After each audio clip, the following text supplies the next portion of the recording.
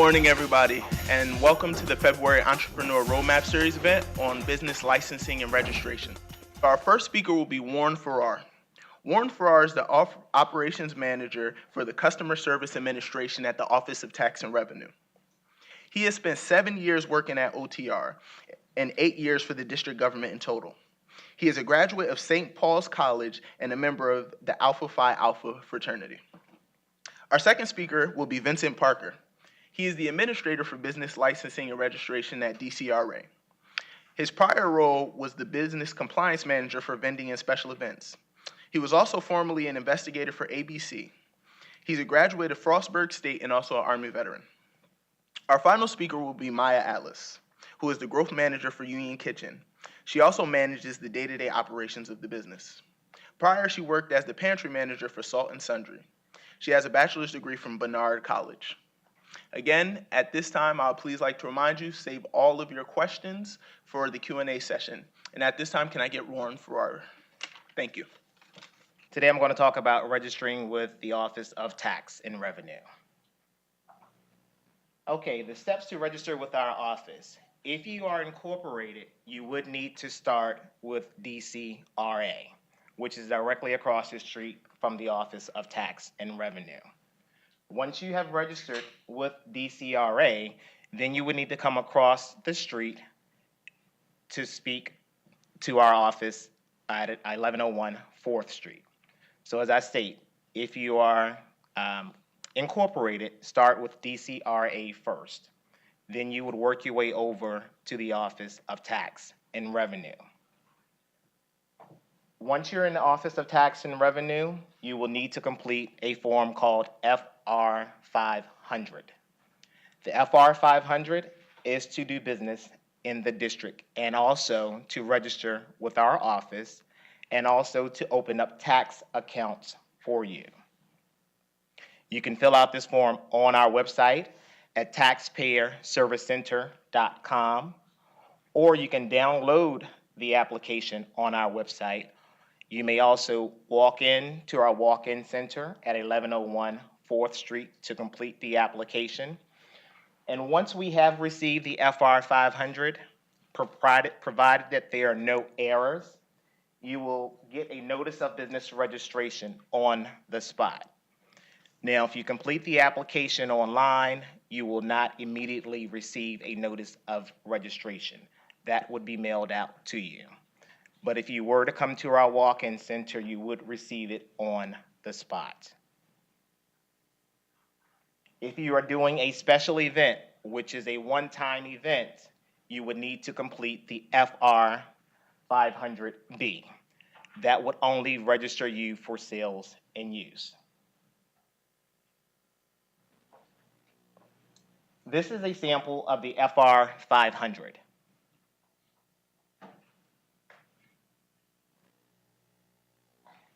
And as you can see, the FR 500B is somewhat similar to the FR 500.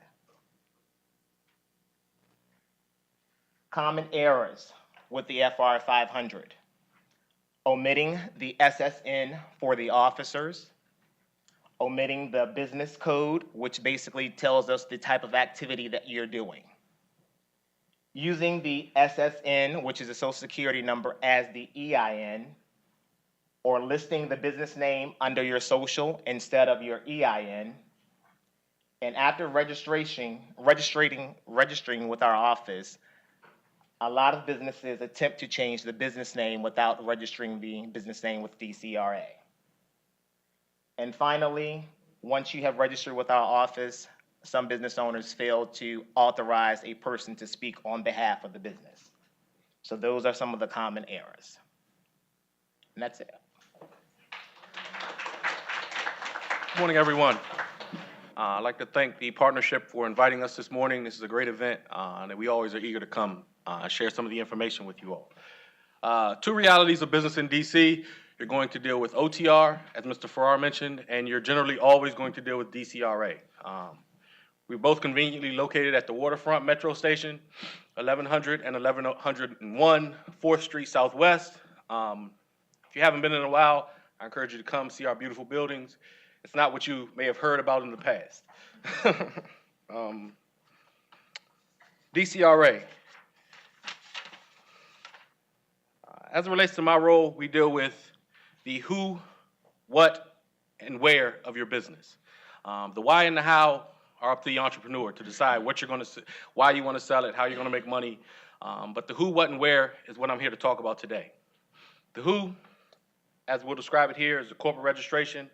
The where is your certificate of occupancy process. And the what we'll describe as our business license process. Corporate registration. Again, the who. As you're doing business in the district, you have to decide, how do you want to do business? What structure do you want to use to generate your revenue? That is to say, your name is John Doe. Does John Doe want to own a business, or does JD LLC want to own a business? There are benefits to having an LLC, a corporation, a partnership, a nonprofit, for various reasons. And some of the attorneys here at Venable and others can help you identify the benefits to that. But I encourage you to really take time in identifying, how do you want to structure the who of your business? Who is the licensee? You obviously will be the entrepreneur behind the business, but it's important early on to focus on the structure that you want to operate under. Based on the type of business you're doing, there are benefits to the various categories. As Mr. Farrar mentioned, after you complete this step of identifying your structure, that's when you'll initiate the registration process with OTR. So this is the first step of business in the district. After you have the idea, after you have the revenue, your first touch with the government will be DCRA creation of the who, which is your corporation. After you have your who, the next thing you'll work on is the where. And this is relatively geared towards retail storefront businesses, but also applies to home-based businesses. If you're in the District of Columbia, the where is very important. If you're any type of retail business where customers walk into your door, the certificate of occupancy is a required document. Certificate of occupancy says that you are opening a clothing store in a specific zone, and your clothing store meets all of the building code requirements. It's important to understand that DC, every business is not allowed in every area. A residential area, of course, you cannot have a nightclub, for example. And there are a lot of requirements relative to your certificate of occupancy. So before you get too far down the road, it's important that you consult with someone about the type of business you're looking to operate and confirm that the area is conducive to that type of business activity. For home-based businesses, the document is not called a certificate of occupancy. It's called a home occupation permit. Home occupation permit is for consultants. I think I spoke to a couple people who are in the consulting type field, who generally sometimes work from home-based businesses, IT companies, those sorts of businesses can operate from home. There are requirements in play as it relates to your home-based operation. The primary thing is you can't have any customers coming to your home, and there's a limit on the amount of merchandise you can store in your home. And because of those, and it also has to be your primary residence as your home occupation permit application will be submitted. These things are important to understand because this will help you understand how to structure your business and stay out of trouble in the future. The what, as I'll describe it today, is what activity, business activity, do you want to offer to the residents and visitors of the district? What do you want to do? Are you interested in being a general contractor? Are you interested in being a consultant, a restaurateur, food truck operator? What activity do you want to partake in? DCRA has 165 business license categories. They primarily have different requirements. For example, if you're going to be a general contractor, there are insurance and bonding requirements. If you're going to be a restaurateur, there are Department of Health requirements. We'll help you understand all of those different requirements at our licensing center. We also have a great deal of information on our website, dcra.dc.gov. And we also have the Small Business Resource Center, which I'll talk about here in a minute. But it's important to understand that your activity is fully described, and you have the correct license for the activity that you want to do. There are some cases where a grocery store, for example, will have 5 categories of license. They'll have a cigarette license, they'll have a grocery store license, they'll have patent medicine, which is any patented form of over-the-counter medication. They could potentially have a deli license, and in some cases they have a restaurant license and a liquor license. So given the idea that you have to describe your business activity and understand exactly what you want to do, there's a category for whatever activity you want to do. Because we have a catch-all category, which is a general business license. So if the 164 don't necessarily fit with your activity, the general business license is DCRA's catch-all. And that license is, I challenge anyone to go online. If you meet all the requirements and have all your documents, we'll issue that license in 10 minutes online. If it takes anybody longer than 10 minutes, email me and I'll give everybody my card. But it's really easy to get because that is basically the catch-all. I'm not a restaurant, I'm not a hotel, I'm not any of the other 164. I'm outside of that, and therefore I fall into the general category. I mentioned briefly the Small Business Resource Center. Small Business Resource Center manager, Ms. Noisette, is here with me today. She works with entrepreneurs like yourself every day to help you navigate DCRA's processes. We understand it's kind of broad. We have a lot of areas as it relates to the construction, as it relates to the corporate registration, the business licensing. Ms. Noisette's office, the goal is to direct you through that process, help you navigate the DCRA landscape. Not that it's very difficult, but it helps. I encourage everyone to take advantage of Ms. Noisette's office. We have a lot of flyers of upcoming events for the month of February. Ms. Noisette offers one-on-one sessions. There's a pro bono clinic where attorneys come in who will help you review contracts. We have a lot of group sessions throughout the year. You can also walk in at any time, and we'll be able to help you. We encourage you to make an appointment, I think is what Jackie will say. But we do offer service at any time. So please come down if you're in the area, if you're interested in getting in business. It doesn't hurt, even if you're in the planning stages, to come in and get the information, see what courses we have upcoming. Again, we have some of the flyers here that may be able to help. And we would like for you to take advantage of the Small Business Resource Center, because that's what we're here for. And we work closely with the partnership on a lot of projects. Here's the contact information. Our DCRA director is Melinda Bowling. Myself, Vincent Parker, Jackie Noisette is here. Is our contact information. I have my business cards. I'll be here after to answer any questions you all may have specifically. But I encourage anyone, come to DCRA and you will get good service. Thank you. What an incredible occasion. We are so very, very happy to be able to be here and present with you guys. What we're sitting on today is an absolute goldmine of information. So let me give you a little bit of background on who I am and who Union Kitchen is. So my name is Maya Atlas. I am the membership manager and growth manager for Union Kitchen. So what is Union Kitchen? For those of you that might not be familiar, Union Kitchen is a food incubator based out of Northeast Washington, D.C. Food incubators, and I'll go into a little bit more detail on the services we provide later, but food incubators are basically a concept that we have generated from our own personal needs as business owners that is intended to serve the purpose of both giving food entrepreneurs a space to prepare their food, opportunities to sell their food, and opportunities for efficiencies within the growth and establishment of those businesses. So how did we start? We started with the very same questions that you guys probably have today and the questions that our members come to us with absolutely every single day. So Union Kitchen was founded actually as Blind Dog Cafe. So for those of you that might not be familiar, Blind Dog Cafe is a permanent pop-up located, again, in Northeast DC. Permanent pop-up, I saw your inquisitive face. What does that mean? That basically means that we share a space with a business that isn't full-time occupying their space. So we have one business, Darnell's, which is a bar that has a certificate of occupancy on a space, and they were not using that space during the daytime. So the owners of Union Kitchen, Jonas Singer and Colin Gilchrist, saw a hole in the market. They didn't have a place to get coffee. They didn't have somewhere to stop on their dog walks, get breakfast, hang out with friends, answer emails, whatever it might be that they were doing on those days.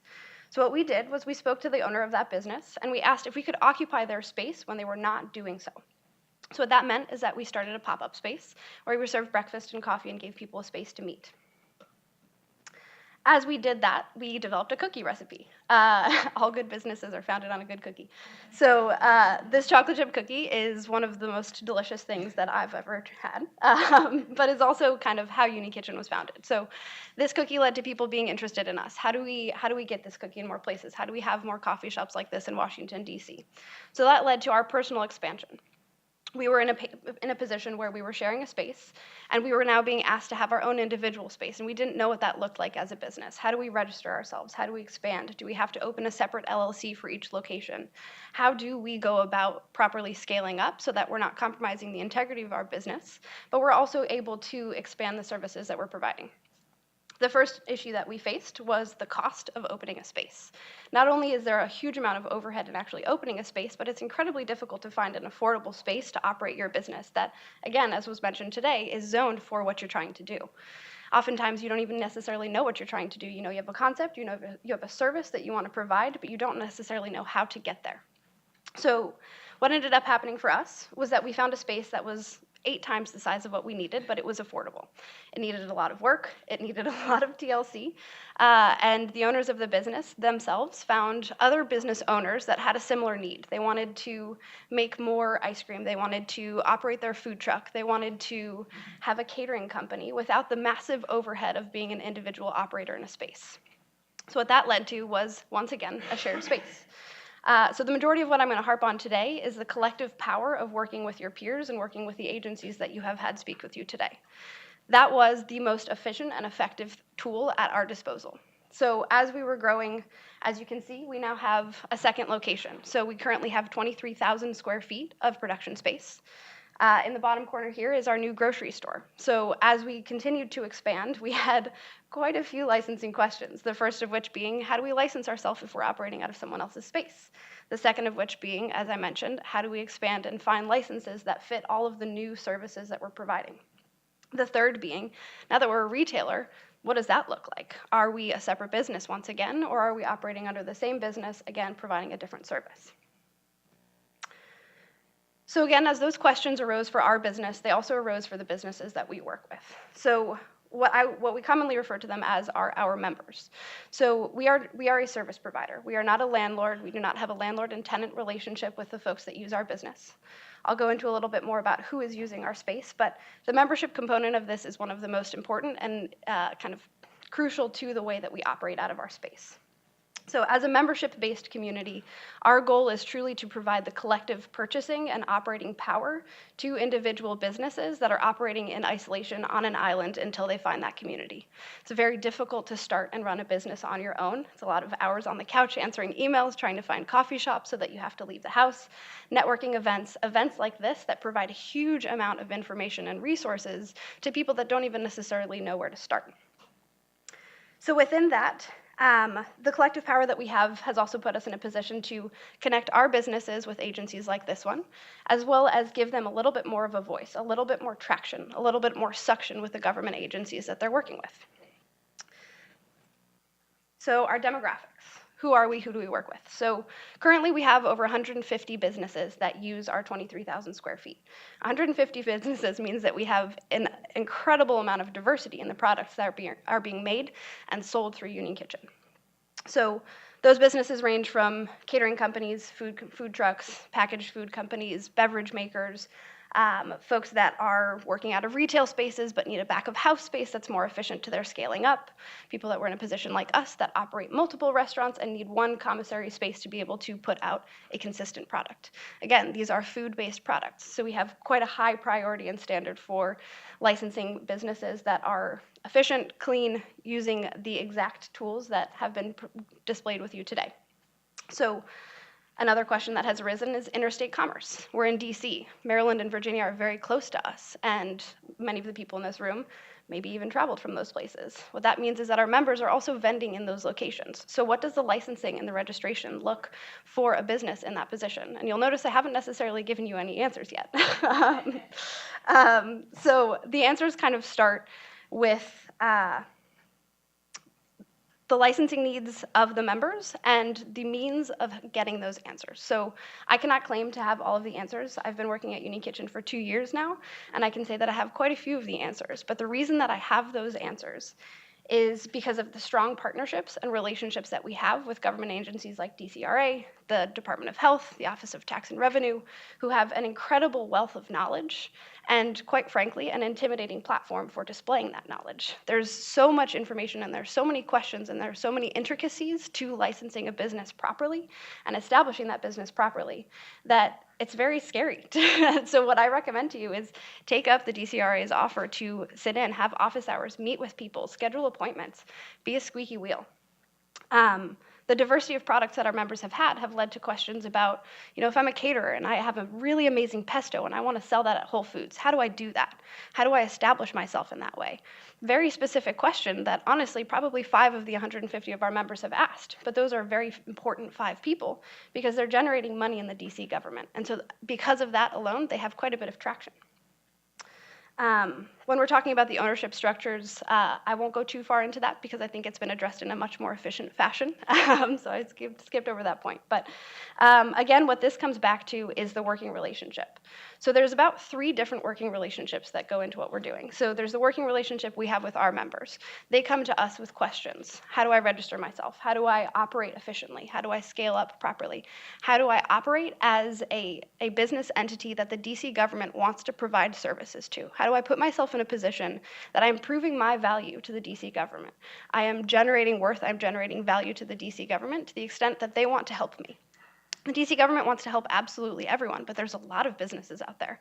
So the collective power of working out of a shared space like Union Kitchen is incredibly beneficial. If you are not in the food sector, there's quite a few different agencies that work in this way. There's places like WeWork that are shared spaces for business entrepreneurs. But networking and events like this are really going to be one of the biggest tools at your disposal. What we've found is that the response time that the DCRA is talking about today is not a lie. They are incredibly efficient and they are incredibly beneficial. They have a lot of answers for you, and they won't necessarily know how to get you those answers until you start asking. So this last point on this slide is one of the most important ones. It's one that we tell our members at every single meeting. And it's one you don't often hear. Being a squeaky wheel is going to be one of the biggest benefits to your business as you're growing, because if the government doesn't know what you need, they don't know how to get it to you. And so at Union Kitchen, our main goal is to provide efficiencies for our businesses. So those efficiencies often come in the form of helping them buy jars in bulk and saving money on that. But one of the biggest ones and one of the biggest barriers to people starting their business is that they don't know where to start. So courses like this, programs like this, having direct representatives to answer your questions are one of the best ways to get those balls rolling. So closing the gap between the government and the private sector is our main goal for our businesses, and I would recommend that the same thing is true here. So ask questions of us, find relationships with these government agencies, because for us what we've found is that the most efficient way is to have the most basic license. So a caterer's license is one that allows our members to do really what they need. And they can have quite a bit of variety within that. So working closely with the government agencies is how we figured that out. So ask them, tell them what you have, put it on the table, and let them answer for you. There's a huge amount of information there for you, and if you have any food businesses, we'd be very happy to act as that liaison for you. That's all I got.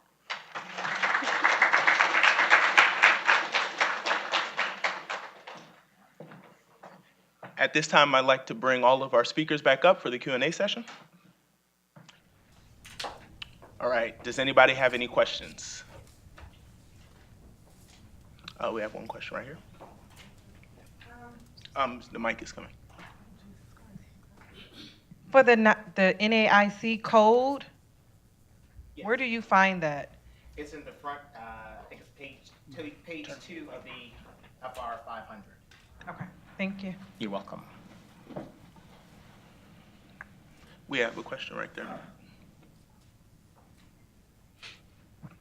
If you're setting up a mobile business and you're based in Maryland, would you need a vending license to operate in the district? Yes, you will. The vending license is one of the specialized categories of business license that we offer, and that there are specific requirements of the vessel, the truck that you're going to operate from. There's also specific tax requirements for vendors.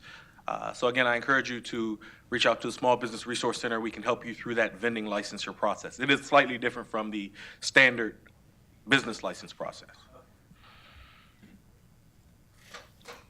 Do we have any other questions? We have one up front.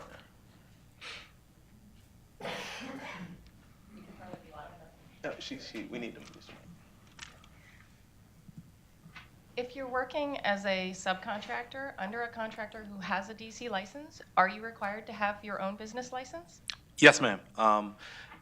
The business license requirement is broadly if you are providing a service or product in the city and receiving compensation for that service or product in the city, you're required to have a business license. So even if your compensation doesn't come directly from the customer, it's coming from the contractor.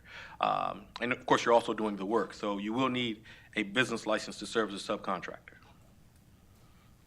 Okay, we have a question in the back first, and then we'll come back to the front. Good morning. I insure several different types of businesses, and one of the questions that was presented to me was from a contractor who actually is based in Maryland, but wants to do business in DC. To be licensed in DC, to do business in DC, will the contractor also have to have a DC location? The contractor will need a registered agent in the District of Columbia. The contractor's primary office can be situated in anywhere, Maryland, Virginia, Delaware. We have some in California. But as it relates to DC, they'll need a registered agent who will receive service, and that address as the registered agent will serve as the district's primary point of contact with this business. I'm not sure as it relates to taxes. That would be correct. Right. And the registered agent, there are companies that serve as registered agents. It also could be just an address in the city that has a resident. Good morning. Thanks for being here, and I apologize for my tardiness. So with respect to online businesses, it seems pretty intuitive and straightforward, but as it pertains to online and direct sale businesses, would one need a license to do sales in DC? Well, I'll let Mr. Farrar talk about the tax issue, then I'll talk about the license issue, maybe. Yeah, there are certain items that are taxable in the district, and I can let you speak with one of our sales and use auditors that would have more information on taxing internet sales.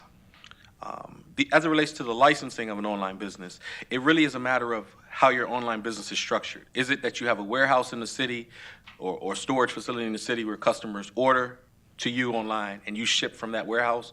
Or is it more of a pass-through where customers would order from you, you order from someone else? It doesn't ever necessarily touch DC, it goes directly to the customer. If it's the first case where you have materials you're either creating or manufacturing in the city, general business license is the category that most suits that type of operation. Even though the sale technically would be in the purchaser's home state, the manufacturing of the materials being in DC, shipping from DC, is important that you capture that as a business license, because that again has the tax implications. If you're more of a pass-through type online business, or there's no real material here in DC that you're shipping, a lot of those businesses just register as corporations and don't ever have a specific business activity license because of the definition. That's kind of technical, I'm sorry, but right. I have a question for Maya. What does the membership process look like at Union Kitchen, and then also what is the typical life cycle for a business at Union Kitchen?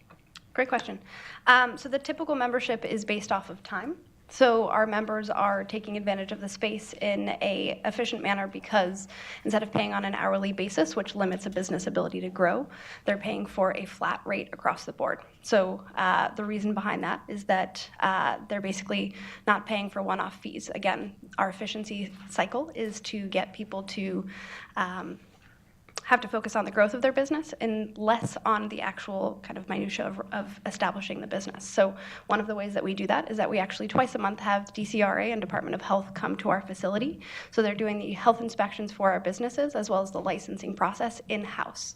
That is one of the absolute best and most efficient things that we have been able to establish at Union Kitchen, because having that close working relationship with DCRA and having them come in has been phenomenal and has led to our businesses having a much longer life cycle.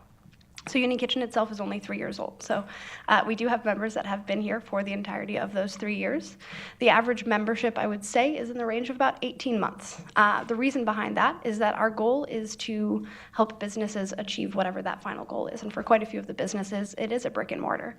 It is a retail space. It's something that has allowed them to expand and that they no longer need the efficiencies of working out of a communal space. So the membership can be as long as members need, but on average, it's about 18 months.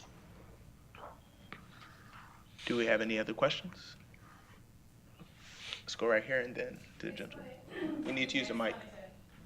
I just wanted to confirm, we have a service company in the Virginia that's 8A certified and desiring to do business in DC. We need a registered agent in DC. Is there anything else we need? Yes, so if it's a corporation, you'll need to register the corporation in DC as a foreign corporation. Foreign meaning outside of the district is the home base.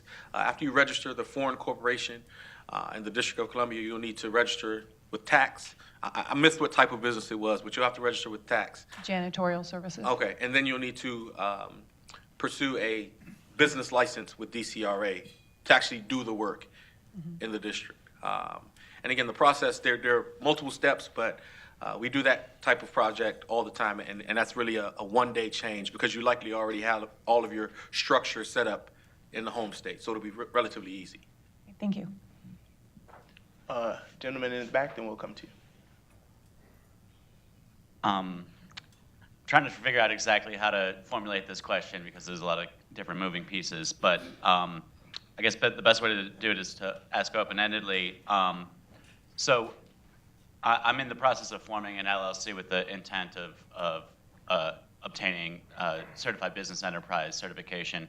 At the formation stage, what are the most important things for me to consider, especially with regard to location and leasing in enterprise zones or hub zones, things like that? I'm trying to really figure out what the specific leasing requirements are, because if I have a lease and no revenue, that's a bad business proposition from the get-go. Right. So DCRA works closely with DSLBD, the Department of Small and Local Business Development. They manage the CBE process, and the specific requirements and questions related to that, I would defer to DSLBD. We have good contact information. It's also in the Doing Business Guide. I don't know which section it is, but I know they have great contact information in that guide as it relates to the CBE program and the requirements for that. Yes, good morning. I don't have the answer. What do they ask you for? They ask us for a corporate registration and a license. Those are the requirements. Now, again, there are other things that DSLBD is the expert on, but from DCRA, they ask for the corporate registration and the license. And in some cases, a C of O, but. Okay. Right. Yes, good morning. This message is for Mr. Park. Being in Maryland, I'm an armed security guard company. Would I also need to do the foreign registration being in Maryland? Yes. And you'll need to go through the Security Officer Management Branch, which is actually a partnership with MPD and DCRA, located at the Reeves Center. That's not in DCRA's office where that type of business is registered. That's at, I guess that's 2014th Street or 14th and U at the Reeves Center, 3rd floor. Okay, thank you.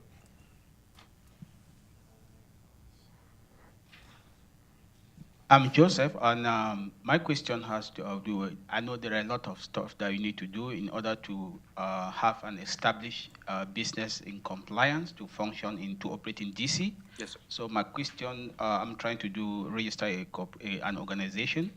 I was wondering what timeline can I attach to that from start to finish, going through all the different processes that you have to. Well, it's a matter of, will your business have a retail location, or is it a service? But will you have a physical location, I should say? Yes. Okay, so the physical location is the most timely step because that will require inspections, permits, plan reviews, submission of architectural design. Those are steps that are outside of what I'm really talking about today, but those take a period of time, and a lot of that's up to you as far as how you submit your plans, how you have architects help you. As it relates to the registration of your corporation and your tax registration and your business licensing, that's a matter of, if it takes 2 weeks, if you're working passionately and adamantly on it, then something went wrong. It's a process that takes less time than 2 weeks to go through the registration and licensing process. Again, not referencing the physical space, because that has different requirements. And I will also vouch for that. Our businesses, we're registering up to 20 businesses a month. In most cases, once we've registered properly, if all of our paperwork is in line, and again, DCR is very happy to help with that, once we've submitted the paperwork, we usually have an electronic, non-official copy of business licenses within 24 hours. If and when that doesn't happen, everyone has been hugely responsive. If you email them, ask them a question, call in the departments, as long as you have your EIN number, they can track down the paperwork you've submitted, and the process is very fast.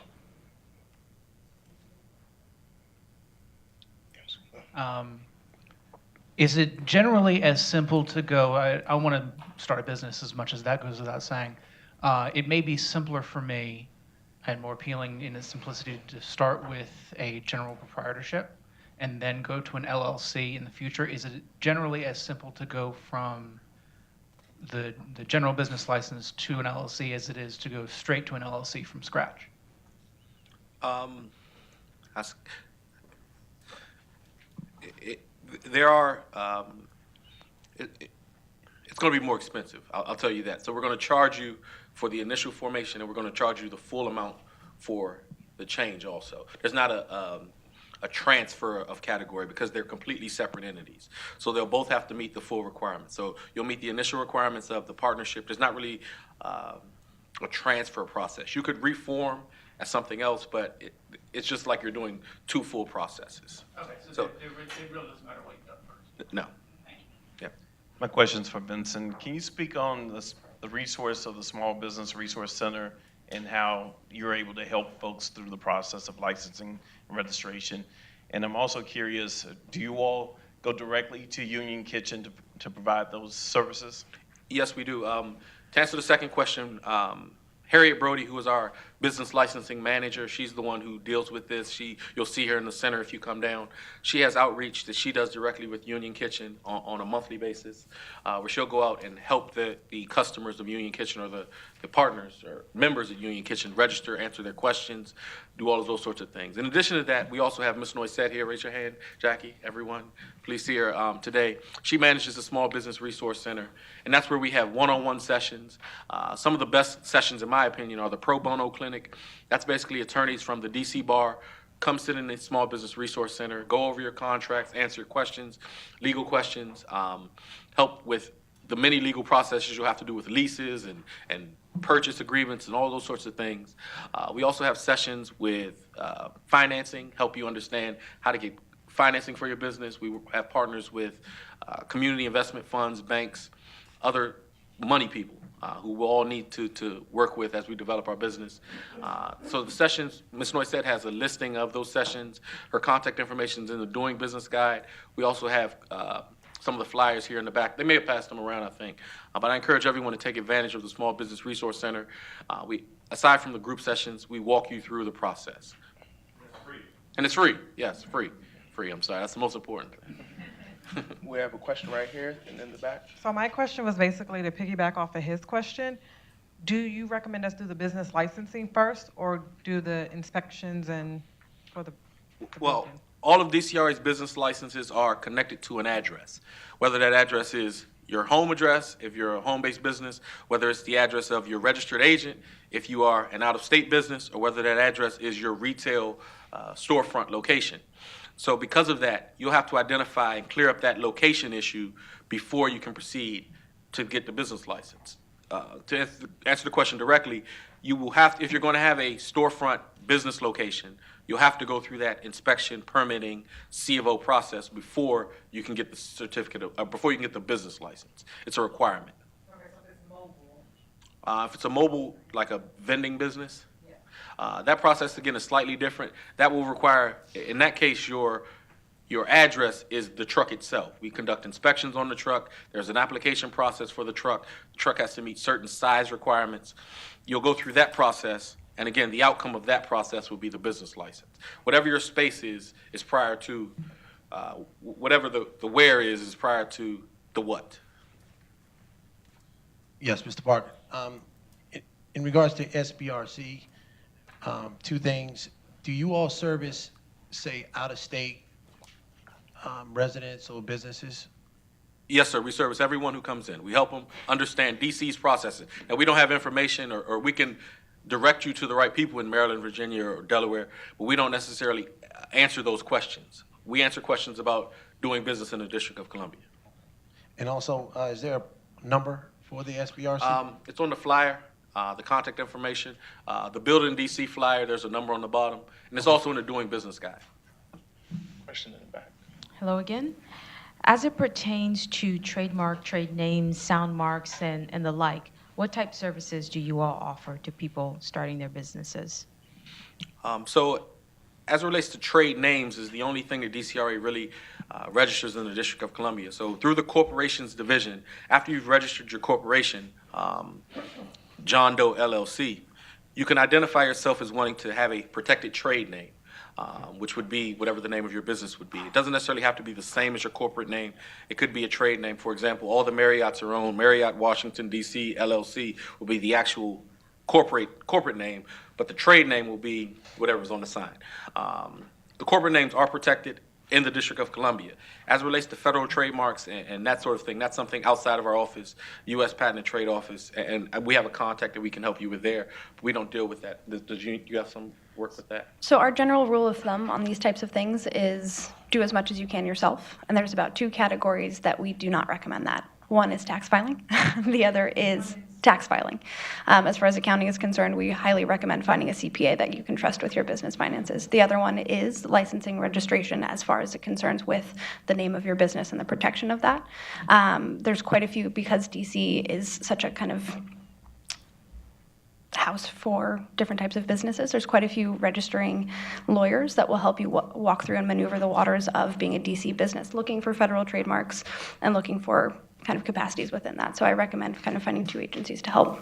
And it sounds like there are no clinics or series or anything like that where you bring the lawyers and the people wanting to do business together. We host office hours, but that's probably not the as DC relevant. Bar Pro Bono Clinic that the SBRC offers, they'll be able to help you with that process. Yeah. Hello, I'm Sasha Lee. I'm here on behalf of my aunt, a CPA. She has opened a LLC accountant business, and she was wondering if you know any ways of marketing her business. As we described, the DCRA, what we focus on is the who, where, and what. The how and the why, we kind of leave to the entrepreneurs. The Department of Small and Local Business Development has some information as it relates to assisting with marketing. Also, the Board of Accountancy, which is a DCRA, could help you with that. The Economic Partnership, those are all resources I think are helpful as it relates to how to market your business. My field of expertise is more so in the registration and licensing. I don't know if you had any. Our recommendations are just finding partners that are working with like-minded products. So if your aunt is particularly well-versed in clothing design, retail, food, finding an agency that works with that customer base is often good. That partnership can be really helpful. Also, one of our speaker series events later in the year is focused on branding and marketing, so your aunt may want to attend that event as well. All right. Well, again, we'd like to thank all of our speakers and presenters today for such a great session.